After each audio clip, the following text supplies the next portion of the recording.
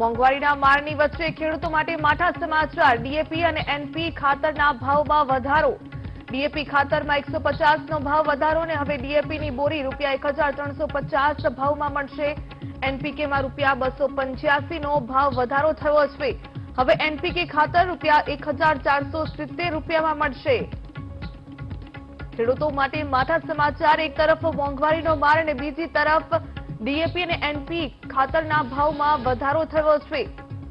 DAP ખાતરમાં 150 નો ભાવ વધારો થયો છે અને ડીએપીની બોરી હવે ₹1350 ના ભાવમાં મળશે, તો એનપીકેમાં ₹285 નો ભાવ વધારો થયો છે અને હવે એનપીકે ખાતર ₹1470 મળશે। જે પ્રકારે ક્યાંક વીજની માંગ હોય, ક્યાંક પાણીની માંગ હોય, તેની વચ્ચે ખેડૂતો હંમેશા પીસાતા રહ્યા છે। ખેડૂતોની સમસ્યાનો અંત નથી આવી રહ્યો અને ફરી એકવાર ક્યાંક ખેડૂતો માટે માઠા સમાચાર મળી રહ્યા છે। મોંઘવારીનો માર છે, તેની વચ્ચે ડીએપી અને એનપીકે ખાતરના ભાવ વધ્યા છે।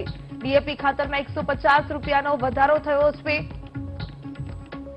અને હવે ડીએપી ખાતરની જે એક બોરી છે તે ₹1350 મળશે, જ્યારે એનપીકે ખાતરનો ભાવ છે તે પણ વધ્યો છે। ₹285 નો ભાવ વધારો થયો છે અને એનપીકે ખાતર હવે ₹1470 મળશે। મોંઘવારીના માર વચ્ચે ખેડૂતો માટે માઠા સમાચાર।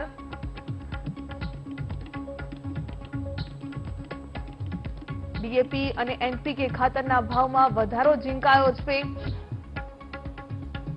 ડીએપીમાં 150 નો ભાવ વધારો થયો છે, જ્યારે એનપીકે ખાતરના ભાવમાં ₹285 નો વધારો થયો છે।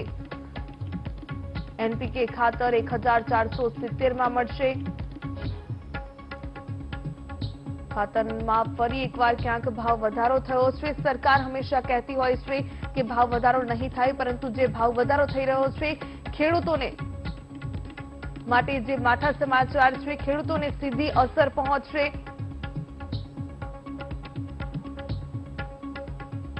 એનપીકે અને ડીએપી ખાતરના ભાવમાં વધારો થયો છે। એક તરફ ક્યાંક વીજની માંગથી ખેડૂતો પરેશાન હતા, બીજી તરફ ક્યાંક સિંચાઈ માટેનું પાણી હોય તેને લીધે પરેશાન હતા અને હવે ખાતરના ભાવમાં વધારો થયો છે। ડીએપી અને એનપીકે ખાતરના ભાવમાં વધારો ઝીંકાયો છે। ડીએપી ખાતરના ભાવમાં ₹150 નો જે ભાવ વધારો થયો છે, એટલે કે હવે ડીએપીની જે એક બોરી છે તે ₹1350 મળશે, જ્યારે એનપીકે ખાતરના ભાવમાં ₹285 નો વધારો થયો છે। તેની સાથે તેની એક બોરી ₹1470 મળશે। પેટ્રોલ ડીઝલ બાદ હવે ખાતર પણ મોંઘું થયું છે। મોંઘવારીનો માર ખેડૂતો પર પડી રહ્યો છે। ડીએપી અને એનપીકે ખાતરના ભાવ વધ્યા છે। ખાતરના ભાવ વધ્યા છે, ખેડૂતોને ચોક્કસપણે તકલીફ થશે। પેટ્રોલ ડીઝલના જે પ્રકારે ભાવ વધી રહ્યા છે અને ત્યારબાદ હવે ખાતર પણ મોંઘું બન્યું છે। ખાતરના ભાવમાં વધારો થયો છે। ડીએપી અને એનપીકે જે ખાતર છે તેમાં ભાવ ઝીંકાયો છે। ખેડૂતો છે તેમને ક્યાંક પડતા પર પાટા જેવી સ્થિતિ છે। ડીએપીની જે બોરી છે ₹1350 મળશે, જ્યારે એનપીકે ખાતરના ભાવમાં ₹285 નો વધારો કરાયો છે, ત્યારે તેની બોરી ₹1470 મળશે। ખાતરના ભાવ વધ્યા છે। જે પ્રકારે પેટ્રોલ ડીઝલ મોંઘું થયું છે, ત્યારબાદ હવે ખાતરના ભાવમાં પણ વધારો થયો છે। ખાતરના ભાવ વધતા જ હવે ખેડૂતો છે તેને મોંઘવારીનો માર સહન કરવાનો વારો આવ્યો છે।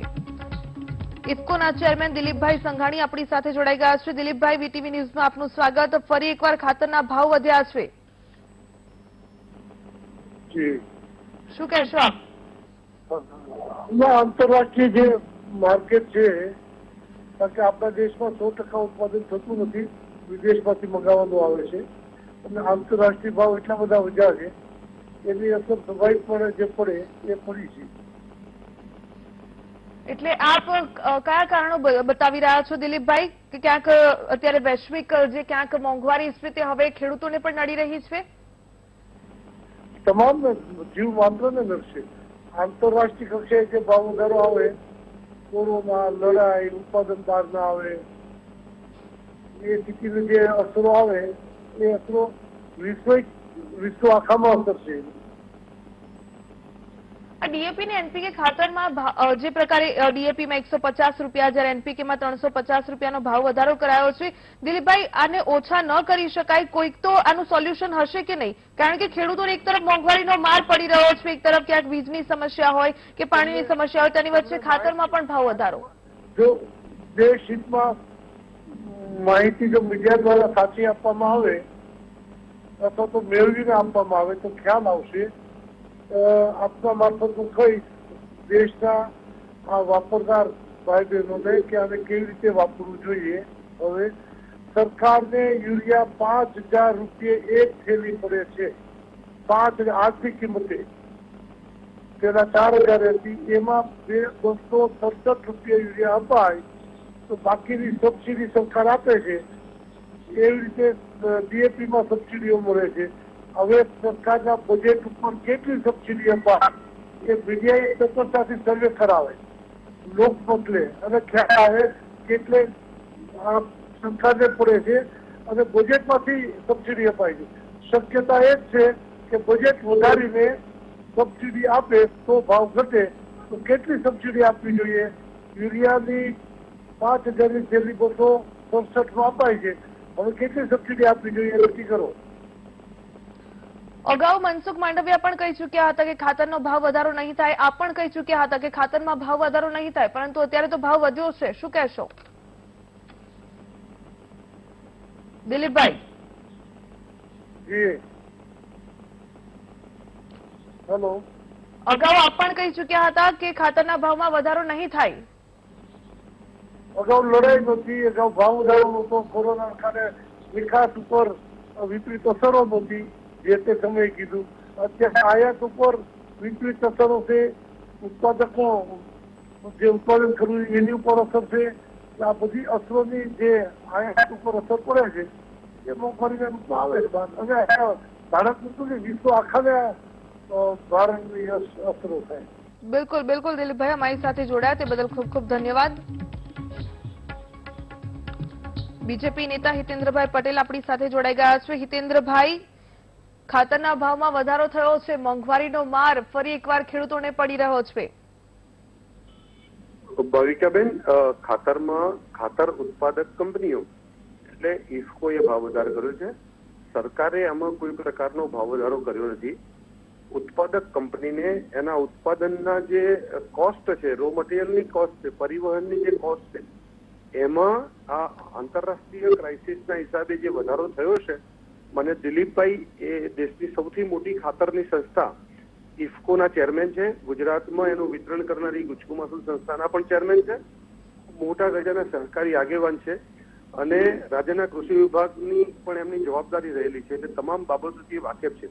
મને લાગે છે કે આપની પ્રતિક્રિયામાં એમણે તમામ બાબતો હા, એમણે કહ્યું છે કે જે પ્રકારે વૈશ્વિક સ્તરે જે પ્રકારની સ્થિતિ છે ક્યાંક તેના લીધે ભાવ વધી રહ્યા છે, કારણ કે આપણે મંગાવવું પડતું હોય છે ખાતર. પરંતુ તેમણે એમ પણ કહ્યું છે કે જો સરકાર સબસિડીમાં વધારો કરે તો આ ખાતરનો ભાવ વધારો છે તે ઘટાડી શકાય. એટલે છેલ્લા એક દશકામાં એટલે લગભગ 2010-11 પછી આ ખાતરો, એના રો મટીરિયલ, એના પરિવહનની જેમ જેમ વૈશ્વિક માંગ વધતી ગઈ છે એમ જે ભાવ વધારો છે ને એ અસાધારણ રહ્યો છે. એમને એક દાખલો આપું તમને તો 2014માં આ સબસિડી 60,000 કરોડ હતી. આ પાછલા વર્ષે આપણે એને 1.25 લાખ કરોડ સુધી સબસિડી લઈ જવી પડી.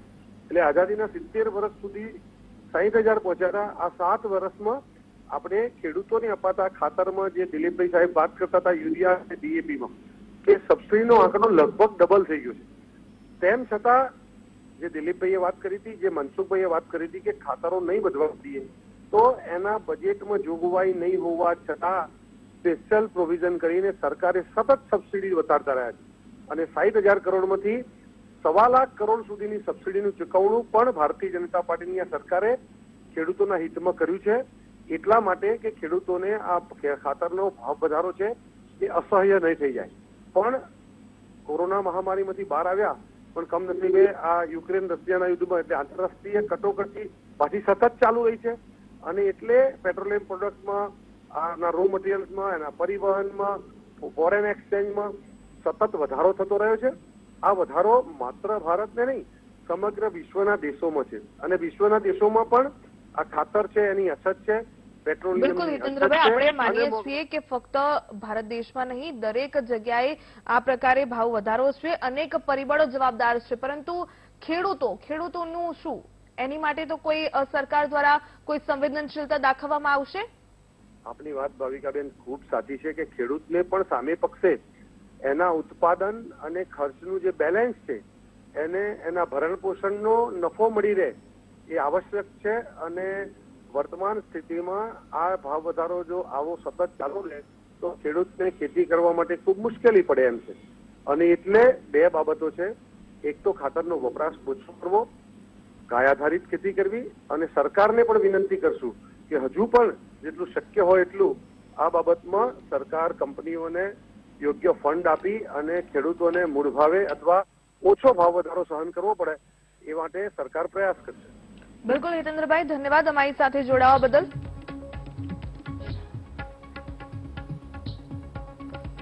અનેક પરિબળો જવાબદાર છે, ખાતરના ભાવમાં વધારો થયો છે. ચોક્કસપણે અનેક પરિબળો અત્યારે સામે તો આવી રહ્યા છે. ક્યાંક રશિયા યુક્રેન યુદ્ધની સ્થિતિ હોય, પેટ્રોલ ડીઝલના ભાવ વધ્યા હોય, પરંતુ મહત્વપૂર્ણ બાબત સંવેદનશીલતા દાખવવી ખૂબ જરૂરી બનતી હોય છે. સરકાર આ બાબત ધ્યાને લે કે ખેડૂતો માટે ખૂબ જ કપરો કાળ કહી શકાય, કપરો સમય કહી શકાય.